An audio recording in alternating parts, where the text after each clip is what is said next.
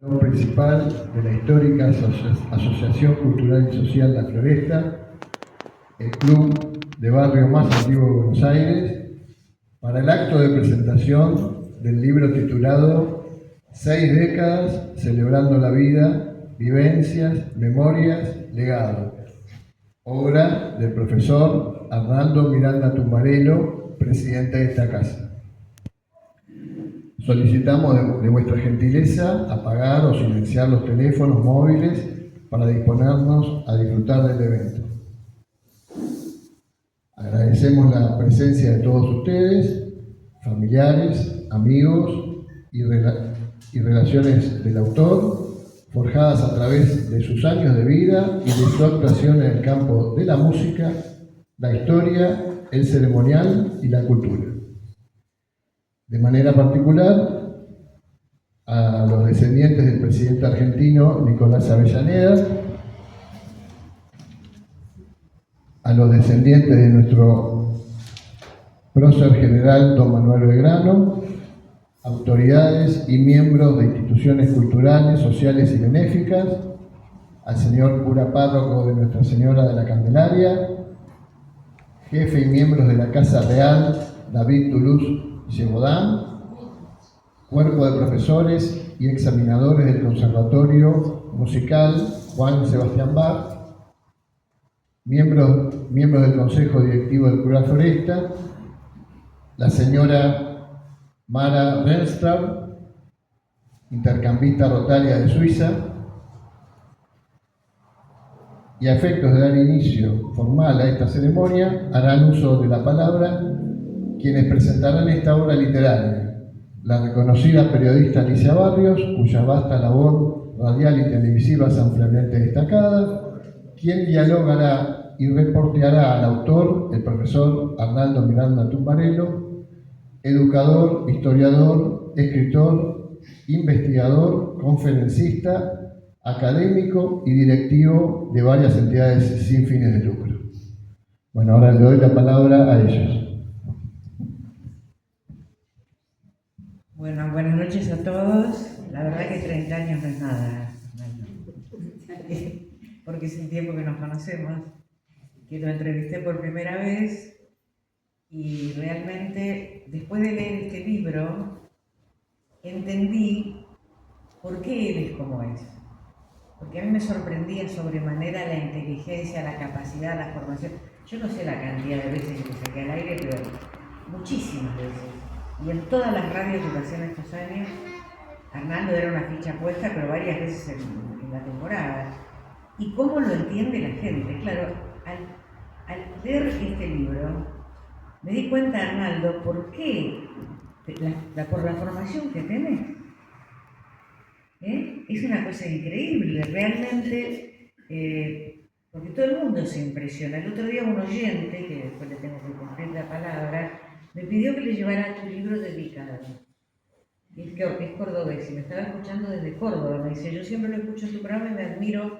Entonces, vos fíjate, porque, a ver, cuando el público es tan vasto y tenés tantos oyentes, y por suerte no los ven, ellos tampoco me ven, hay una cosa que es muy fuerte, que uno llega a través de la palabra. Y digo, yo decía entre mí, ¿cómo puede ser que lo entiendan tanto y lo sigan tanto y se pongan tan contentos cuando llama, cuando hablamos, que no llamen el teléfono, pues lo escuchan? Entonces ahora me doy cuenta, Arnaldo, porque realmente hay muchas cosas en común. Algunas cosas me conmovieron mucho porque también yo me crié en una casa con música y también venían tenores en mi casa para los eventos. Y al día de hoy, bueno, tengo por ejemplo la grilla de la radio con toda la música que hay, pero el vapenciero a mí no me puede faltar. O sea, encontré muchas cosas en común, también a García Ferré, a Hijitos, a la Migurucho, o sea, muchas cosas en común, recuerdos. Y la verdad que me parece que estás haciendo un aporte generacional que es muy importante. Y aparte hay que atreverse a escribirlo, esto te quiero decir. ¿Cómo tomaste la decisión de decir, yo voy a contar mis recuerdos? Bueno, Alicia, primero muy buenas noches a todos, muy agradecido a todos en general y en particular también por vuestra presencia, familiares, amigos, como muy bien han dicho aquí nuestro vicepresidente de la institución que hoy oficia como maestro de ceremonias, ¿no? ¿Cómo me animé a escribir el libro? ¿Cómo decidí escribir el libro? En realidad lo tenía decidido hace unos 6 o 7 años. En el momento que mi madre pasa a mejor vida, decido que sería lindo dejar plasmados los recuerdos, las vivencias, las memorias y cosas que a mí me han pasado, pero decidí desde ese momento que no fuese toda mi vida. Desde luego, todos tenemos partes que no se deben contar ni se pueden contar, pero más allá de eso, decidí que no fuese todo, sino los acontecimientos de feliz memoria. Y dentro de ellos, algunos acontecimientos que son gratos, que nos atan y que nos entrañan con este barrio querido, Floresta, que es el barrio donde nací. O sea, aquí, a unas 4 cuadras, era Mercedes y Canalejas, y seguiría siendo Canalejas para mí, hoy Felipe Vallese. Justamente es donde nací y me crié, o sea que ambos somos vecinos Nick de Floresta, Nick de Floresta, o sea, Nick es nacido y criado, ¿no? La denominación que se da para nosotros. Y dije, dejar hecho, escribir un libro significa trascender, aunque sea en una mínima parte, pero que trascendamos no nosotros, no la persona, sino que trasciendan los recuerdos. Puede haber cosas, errores que yo haya cometido que le pueden servir a otras personas. Puede haber vivencias que yo tenga que le sirvan a las generaciones venideras. Todos tenemos una historia y una vida. Claro, cuando pasan las generaciones, o sea, con el paso transgeneracional y a través de los años, es muy difícil que los recuerdos, las vivencias, se van perdiendo. O el vecino que quería que el colectivo 123 pasase, no sé, por Mercedes y Canalejas, ya que vamos a decir, y en realidad pasaba por Segurola y López de Vega, termina diciendo que pasaba, es decir, los recuerdos van mutando y se van confundiendo, y vamos entrando en una suerte. Por eso, el libro, el primer epítome que tiene en latín, dice verba volant scripta manem. Y si alguno de ustedes aquí presentes pensaron que se iban a salvar que yo hable en latín hoy, no era eso, por las dudas, porque tenían alguna duda les queda. Pero, ¿por qué? Porque verba volant scripta manem, decían los antiguos, que es las palabras vuelan y los escritos se mantienen, o sea, la permanencia de los escritos en el tiempo. Algo que esté escrito es una obra que siempre va a quedar. Y por eso va a trascender el paso del tiempo. Realmente, recorriéndolo el libro, ¿no? Se te pasa rápido el tiempo. Es decir, porque está contado con palabras sencillas. Y me sorprendió el tema de la educación y de la formación. ¿Cuántos límites que había en esa época? Realmente muchos. Yo cuento algunas anécdotas que me pasaron de chico, 5, 6, 7, 8 años, con el tema de la lectura. Yo era muy inquieto y siempre estaba preguntando el porqué de todo. Ahora comprendo que habré sido un niño bastante insidioso. Ahora no están mis ancestros para decirlo, sí están mis primas acá y demás, que quizás recuerden algunas cosas, pero siempre a mí me llamaban la atención. Es decir, a todos los chicos que les puede llamar la atención una pelota de fútbol, claro. A las nenas quizás una muñeca, o es una concepción que tenemos a lo mejor, quizás tengamos esa concepción de cuando éramos chicos, por lo menos, de que así era. Pero a mí me llamaban la atención los libros, me llamaba la atención la música, los instrumentos musicales, más que nada, y me llamaba la atención en Tigre, que yo hablo de la casa de mi familia materna, de la cual guardo grandes recuerdos y la casa está todavía y mis primas están, pero hablo cuando tendían la mesa y cuando mi tía Rosita me enseñó, que fue un poco mi primera maestra de ceremonial, porque tía Rosita, siempre con su voz enérgica, pero con un carácter tan dulce que tenía, todos los que la conocieron lo pueden aseverar, realmente ella era lo que me enseñaba. Y otras personas que fueron muy importantes para mí en mi vida. Yo hablo de 7 aquí. Sí. Hablo de 7 personas, ¿no? Entre ellas, bueno, mi tío Miguel, que muchos de ustedes me habrán escuchado hablar, el tío Miguel, el tío Miguel, el tío Miguel. Muchos no lo conocieron, pero el tío Miguel fue una persona muy importante en mi vida. Fue mi segundo padre, en el afecto, ¿no? Y fue una persona que me enseñó muchas cosas y que develó muchos misterios, porque tenía una gran paciencia, era una persona que nunca tenía una palabra más alta que la otra, pero con gran autoridad. Era la gran autoridad de la familia.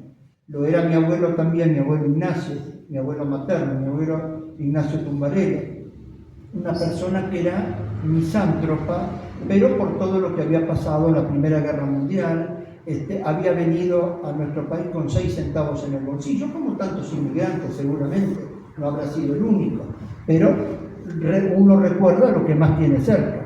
Y el abuelo Ignacio era una persona que casi no hablaba. Después descubrí con el tiempo que él no quería hablar de su pasado y prefería siempre mirar en el futuro. Y siempre él decía que quería mirar para adelante y que lo mejor estaba por venir. No lo decía en esos términos, pero decía que lo que iba a venir era bueno. Entonces, que siempre miraba así, y así tuvo,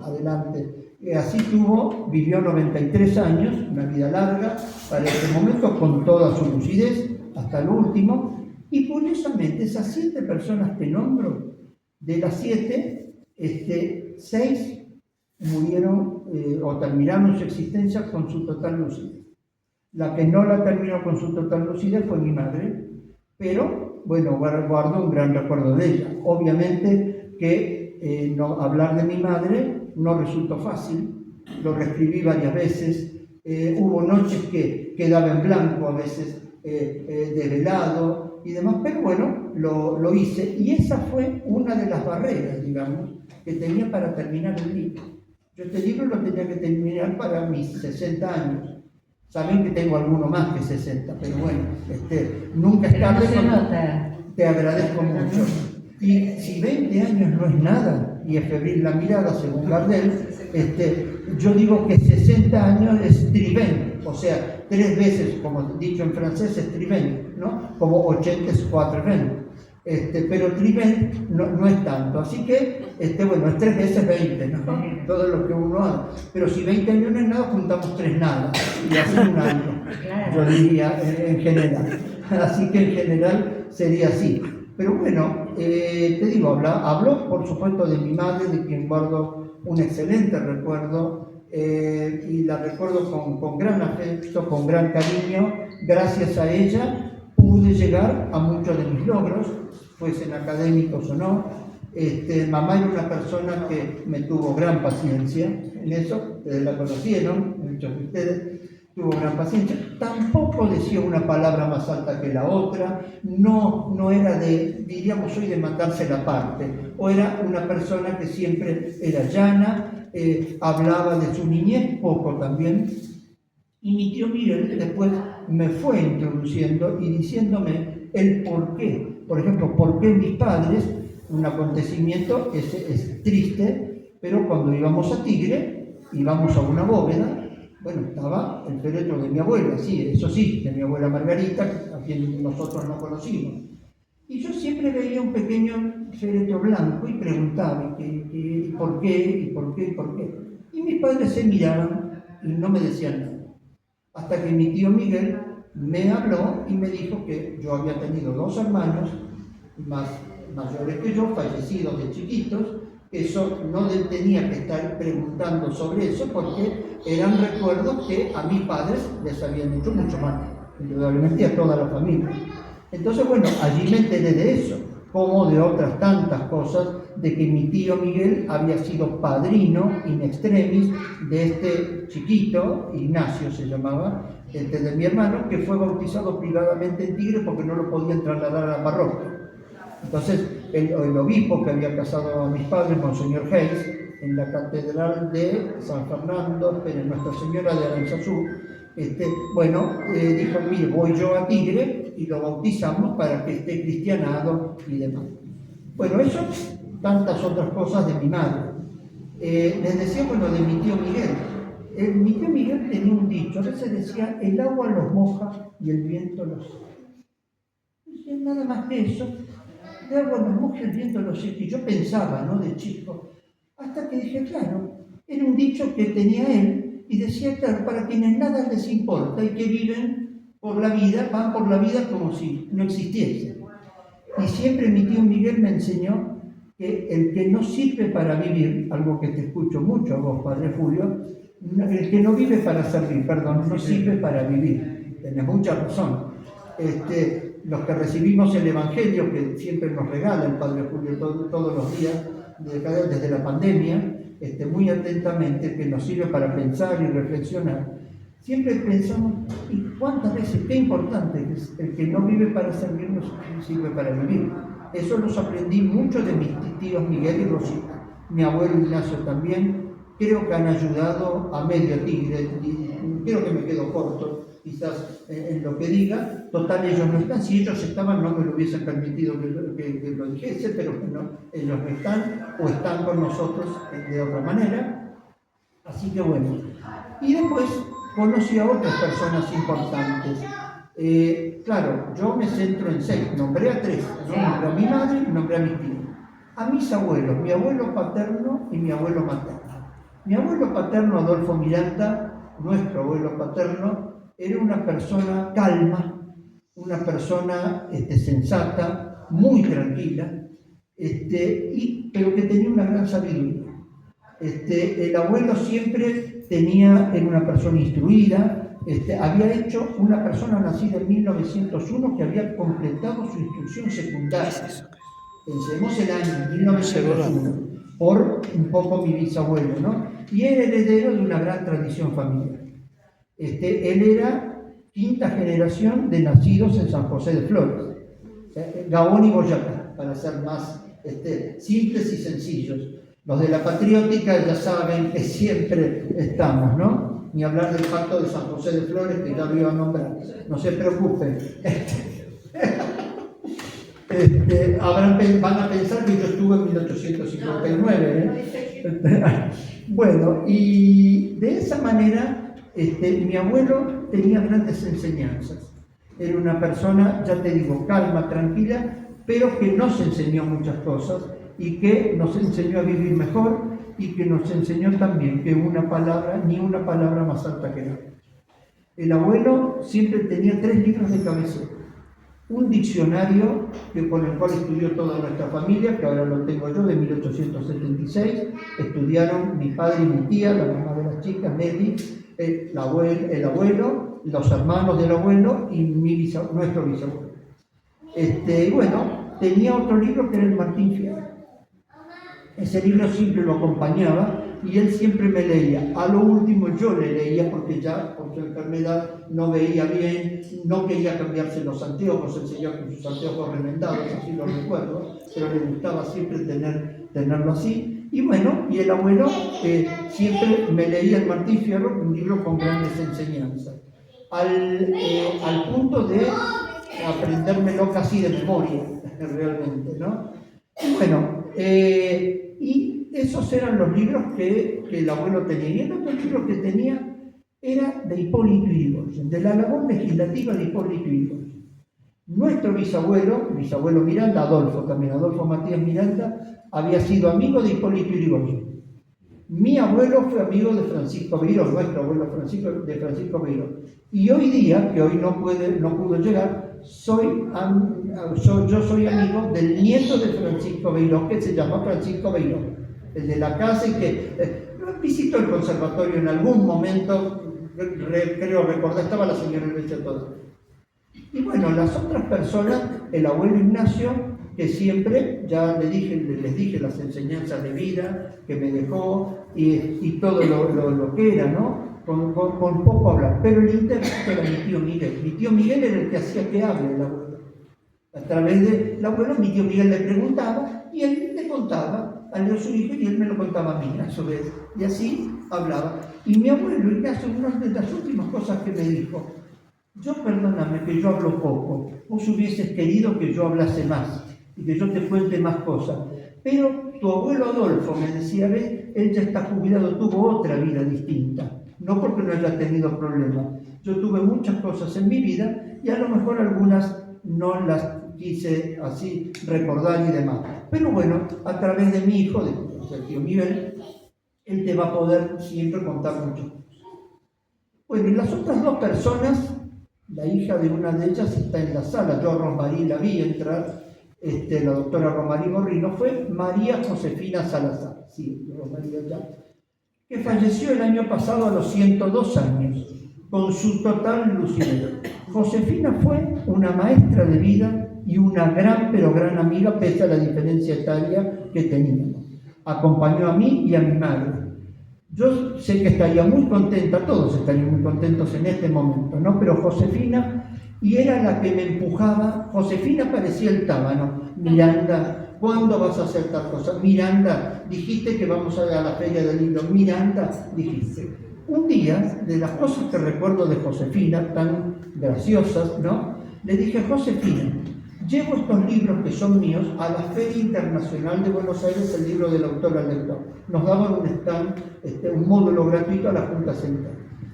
Y bueno, entonces voy a la feria, digo: Josefina, mire, yo voy a traer estos libros para exponer, pero por favor que no los toque nadie, Josefina, que nadie los lleve, que queden tal cual están. En un momento yo voy al stand con mi madre, ¿no? Estábamos en el stand compartiendo, y viene una persona: pero permítame que yo le voy a mostrar. Digo: entonces voy a tomar mis libros. Y Josefina: no, Miranda, esos libros no se pueden tocar. Entonces dije: Josefina, tiene razón, le digo. Comprendo que me pasó lo mismo que a Napoleón Bonaparte, sin quererlo, cuando dio la orden, digo, que nadie pase, que nadie traspase este pórtico. Cuando va a pasar, le dice: no, no puede pasar. Pero usted sabe que soy yo, sí, el emperador, pero usted dio la orden que nadie puede pasar. Usted está dentro de todo. Así que Josefina me hizo cumplir tanto. Bueno, Josefina, yo creo que si había un club de fans, ya era presidenta honoraria. Realmente fue la fan número 1 durante tantos años, y siempre para una cosa, para hacer algo mejor, siempre ir para adelante. Josefina era nieta de aragoneses, sus 4 abuelos eran aragoneses, así nos contaba ella, contaba historias, conoció al virrey de Marruecos, al último rey de Italia. Bueno, las cosas que Josefina, es más, tantas conferencias dio aquí en este salón, la historia del abanico, usos y costumbres, cuando hablaba de cosas de sus abuelos, de María Riera, y las cosas que yo recuerdo tanto de ellos, ¿no? Y la otra persona, que fue una persona muy especial en mi vida, es la querida mamá Elvesia, o la señora Elvesia Parenti de García. Increíble, inolvidable, extraordinaria. A mí me conmovió ver la parte de la lucidez, porque, a ver, no todos están acostumbrados, ¿no? Ese vacuna nota para la tele, pero como si nada, sí, con una capacidad de respuesta impresionante, vestida como una reina, sí, increíble. Me pareció tan, te quería tanto.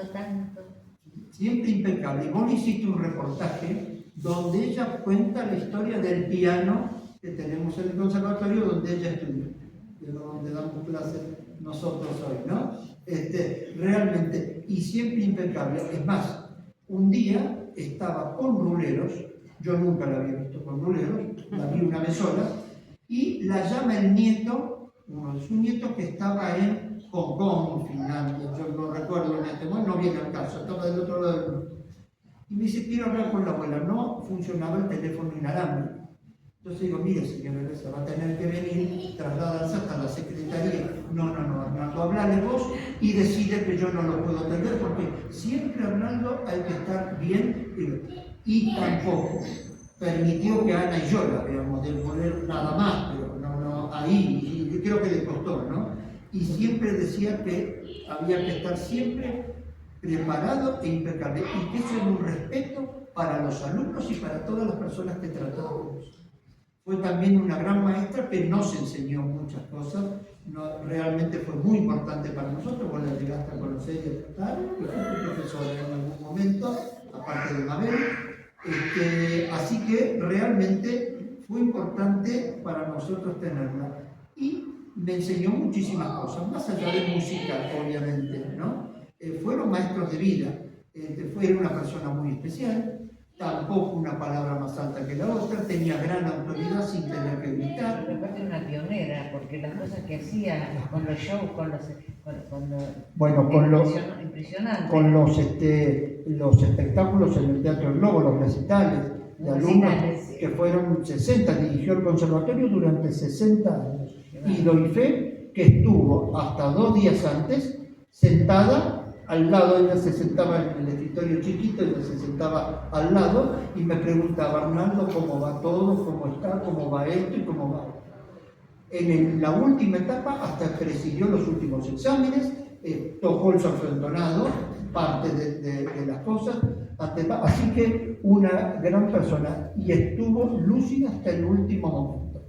Y se llegó a despedir de Ana y de mí y de todos, pero de Ana y de mí se llegó a despedir en sus últimos momentos, presagiando quizás, que ella no lo sé, ¿no? Era como su hijo.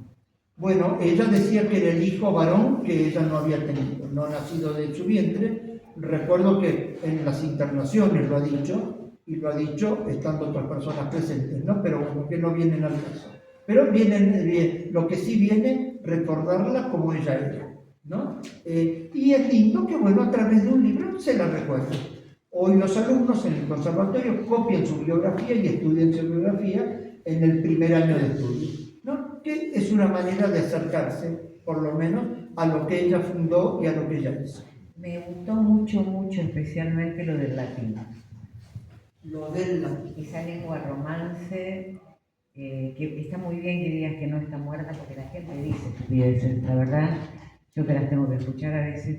Eso que una lengua que no está muerta. Yo tengo un profesor de latín que sale al aire con nosotros, ¿no? Y hablamos a veces en latín, cosas divertidas, ¿no? Y también es como que la gente se engancha, porque yo digo, ¿cómo me engancho yo? Y se engancha también cualquier otro, pero me enganché con el tema del latín.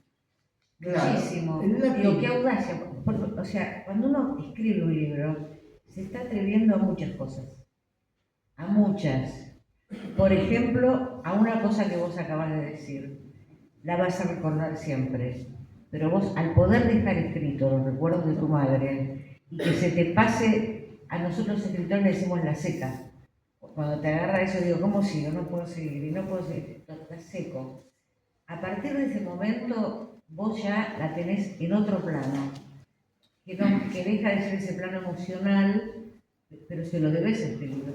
El coraje de poder seguir adelante, luchar contra la emoción, ¿viste? Finalmente la palabra no es la lucha, sale. Y el latín. El latín. ¿Por qué el latín? El libro tiene 10 capítulos y tiene 10 epítomes, por lo tanto en latín. ¿Y por qué en lengua vernácula? ¿Por qué en latín? Porque el latín da fijeza a los términos. Sintetiza. Ustedes piensan que el latín, con las 6 declinaciones que tiene y con lo difícil que nos parece hoy, es madre de lenguas. Es decir, el italiano es 70% del latín, o sea, hasta Dante se hablaba en latín. Y Dante, con la Divina Comedia, es el creador de la lengua italiana y el que comienza esto, pero tiene un 70% del latín. Nuestro idioma. Yo digo que acá hablamos argentino, pero no importa, no me presten atención, el castellano deviene del latín, el portugués, el rumano. Si vamos a Rumania hoy, están hablando en latín prácticamente, tiene un 90% del latín.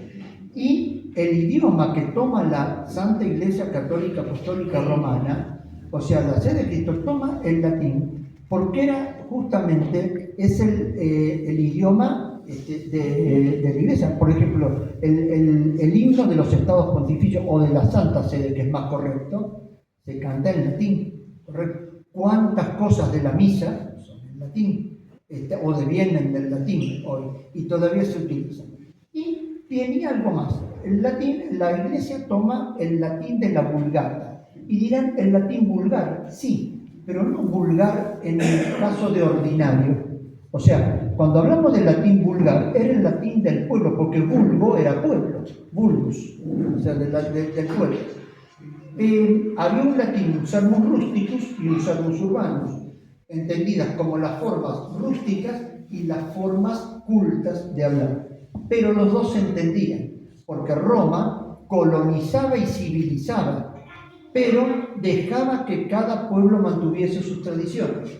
O sea, Roma, si bien invadía, pero dejaba que cada pueblo mantuviese las tradiciones. Sí adoptaban el idioma. Claro, en algún momento invaden Grecia, por lo tanto, el latín viene del griego a su vez. Por lo tanto, sigue. ¿Y por qué le puse los 10 epítomes en latín? No porque quisiese hacer la Eneida, porque no tengo ni siquiera el cerebro para llegarle a los zapatos a Virgilio para poder hacerlo, ¿no?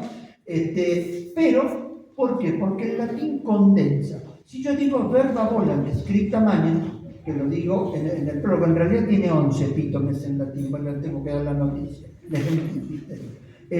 para que fuese más fácil la cosa, pero 11 porque tiene en la presentación. Ya uno, ese epítome nos da la idea de qué va a tratar el capítulo. Es capaz de condensar, espero haber sido capaz de poderlo realmente hacer en manera como corresponde. La primera ya lo dijimos. La otra, cuando hablo de la genealogía familiar, digo historia verotestis temporum, lux veritatis, vita memoria, magistra vitae, nuncia vetustatis. La frase de Marco Tulio Cicerón, cuando hablaba de la historia, le pidieron que defina la historia. Entonces dijo, historia, verdadero testigo de todos los tiempos, luz de la verdad, vida de la memoria y maestro de vida. Que es lo que acabo de decir, y no piensen que tenemos ginebra, acá tenemos agua, nada más. Sí, acá dice que no saben, pero bueno. En el segundo dice, ad perpetuum rei memoria, o sea, para perpetua memoria de la cosa. Cuando yo hablo de los recuerdos felices, lo que uno vive en la niñez es lo que siempre recuerda, es lo que más recuerda. Por lo tanto, lo que uno viva en la niñez marca a lo que uno va a hacer, a lo que uno puede hacer, ¿no? Después, en algunas anécdotas pintorescas, non sut facenda mala ut veniat bona, que no hay que hacer el mal para que suceda lo bueno. Siempre para que suceda lo bueno hay que hacer el bien.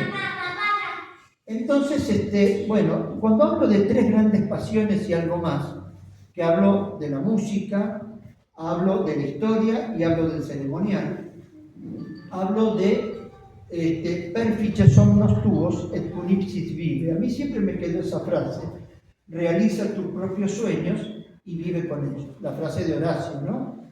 Y eso fue lo que pude lograr. En estas 3 cosas lo pude lograr por lo menos, ¿no? Y aparte, después de haber conocido en el ceremonial a una persona que está en esta sala. Sí. Se me está escondiendo, no, acá lo tengo. No te escondas, que te descubrimos. Le teníamos reservado acá adelante, pero no importa. Porque él juega a las escondidas. Ah, perfecto, y lo hace muy bien. Estamos hablando de cuando era chico, por eso. Perfecto, muy bien. Y después, el capítulo 5 dice, in amicitia, sapientia, pace, dignitate, stat virtus. O sea, en la amistad, en la sapiencia, la paz, la dignidad, se encuentra la virtud, o por lo menos eso creemos, ¿no? Cuando hablo del derrotero de la vida, los años que van pasando, ad augusta per angusta, o sea, a lo más elevado, pero por caminos angostos, por caminos difíciles. ¿Quién no ha pasado? Todos hemos tenido problemas tenemos todos los días. Es tratar de saber superarlos y tratar de seguir adelante. Bueno, la otra, la importancia de saber sembrar, yo lo estimo como carpeam nostra pomanepotes, la frase nuestros nietos aprovecharán nuestra siembra. Esperemos que así sea. Y esperemos nosotros haber podido aprovecharla de nuestros abuelos. Y el incesante transcurrir del tiempo, annos facere non vale, sed quod fecimus cunipsis. Es una frase que yo siempre digo cuando cumplo años. Ya acá en la Floresta ya me la he escuchado varias veces.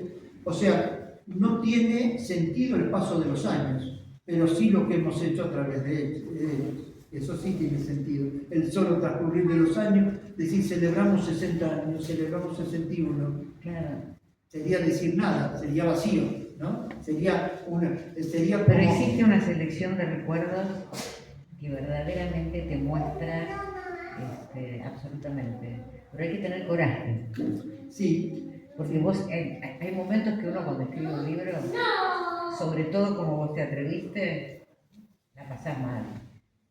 Porque, viste, la pasás mal porque te moviliza, te mueve, pero te cura.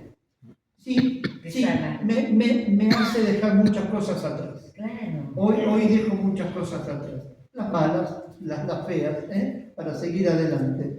Y es un poco eso, esta reunión. Así que por eso cada uno de ustedes está aquí donde está.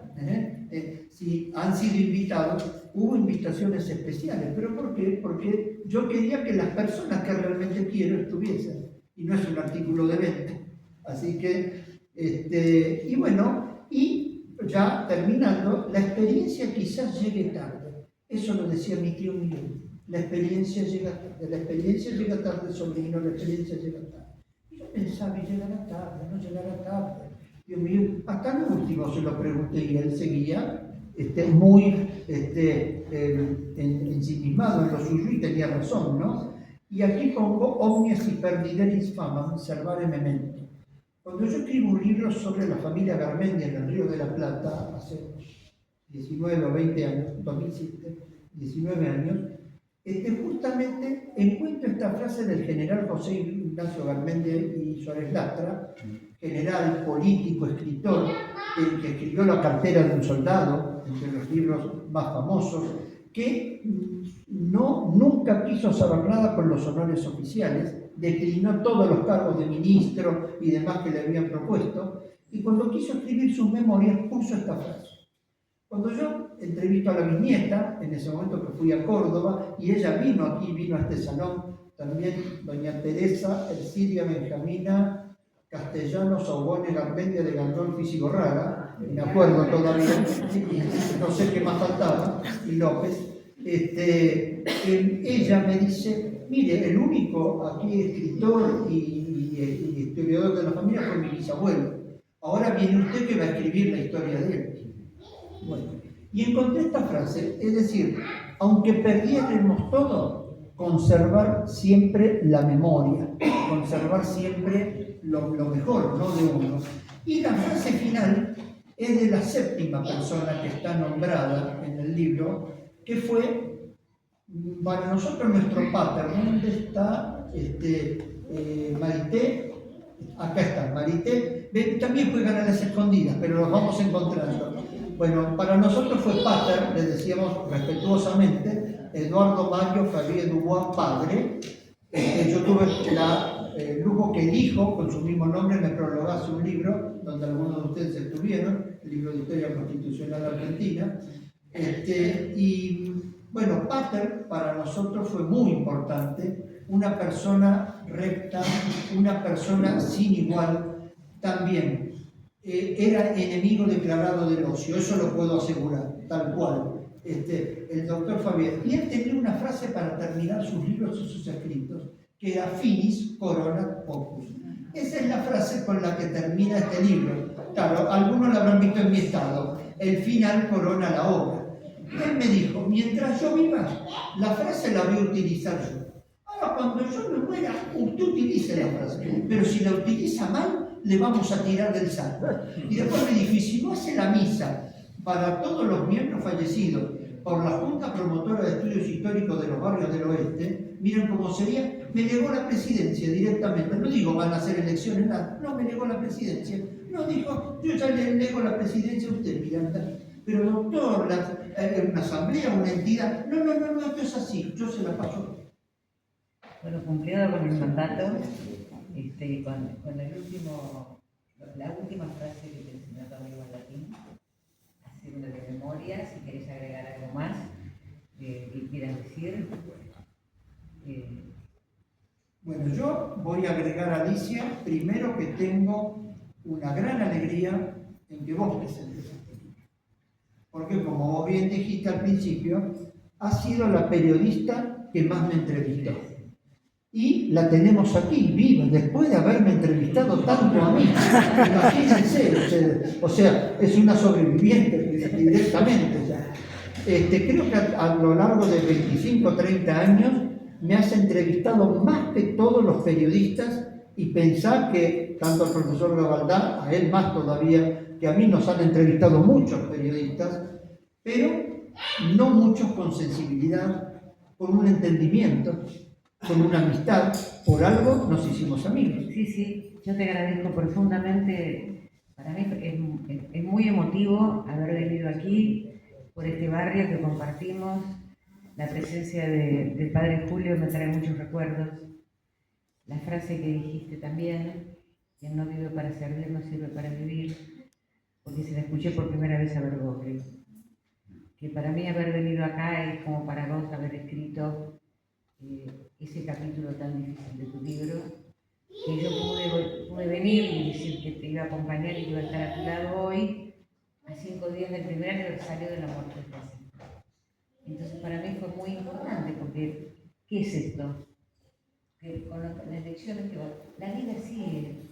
La vida continúa. Y nosotros también. Por supuesto, Alicia. Y hoy, con todos ustedes, antes del cóctel y después también, bueno, dejo atrás un capítulo de mi vida. Cierro una parte, ¿no? Por eso 6 décadas celebrando la vida.